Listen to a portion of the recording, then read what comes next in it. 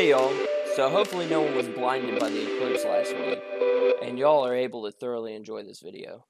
I've been really busy working on changing out some of the plants in the island and adjusting the scape throughout the tank. So in last week's video, I asked y'all to take a guess at what the new fish was I added, and one of you were actually correct, and that would be C.N. He guessed it correctly. So in a minute, I want to show you the few clips I have of the fish. The new fish has been crazy shy, and sadly, the only 2 shots I have are when I initially added the fish. All the other times he's poked his head out, I haven't had enough time to grab the camera, or if I tried to grab the camera, it just startled him away. So I've just kind of been enjoying him myself for the time being, and later, hopefully I'll get some new shots of him. So now to reveal what this damn mystery fish is. It's a fire eel. Y'all can see here I'm adding in a not so happy fire eel to the tank. It didn't take him long to find a nice hiding spot towards the back. This is about all the video I have of him right now. He hasn't been peeking out all that much, and anytime I grab my camera, he shoots to the back of the tank. So right now I'm just enjoying him for myself, and hopefully later, when he gets more used to the tank, I can get some more footage.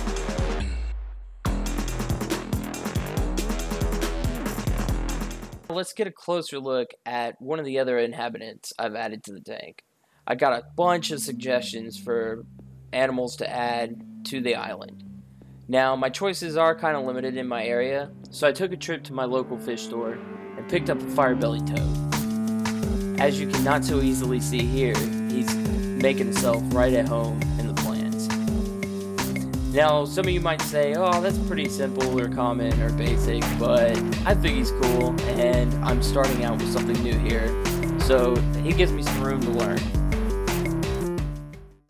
Now taking a closer look at the island, everything's holding up pretty well.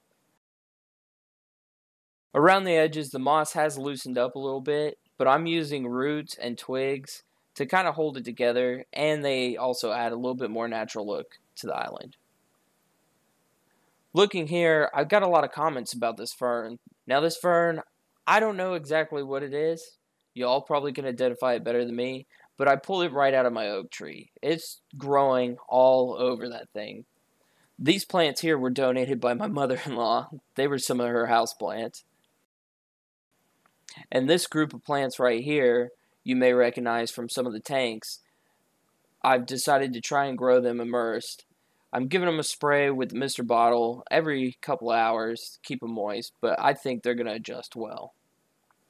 And this last group of plants over in the corner that replace the aloe and some of the store-bought plants are just more weeds from my backyard. I really like the mix of textures and shapes of these plants, and I think they add a nice kind of tropical jungle look. So I just wanted to send a thank you out to all of you who continue to watch my videos and send comments and suggestions to me. I really appreciate it. It helps me to push myself further in the hobby and always continue to improve and try and just make the most natural tank I can. I would also like to get y'all's input on the format of my videos. Do you prefer a more frequent upload with just the straight take off my cell phone? Or do you prefer the more edited with a little bit more production videos, but maybe not uploaded as frequently? Just let me know in the comments or give me an idea.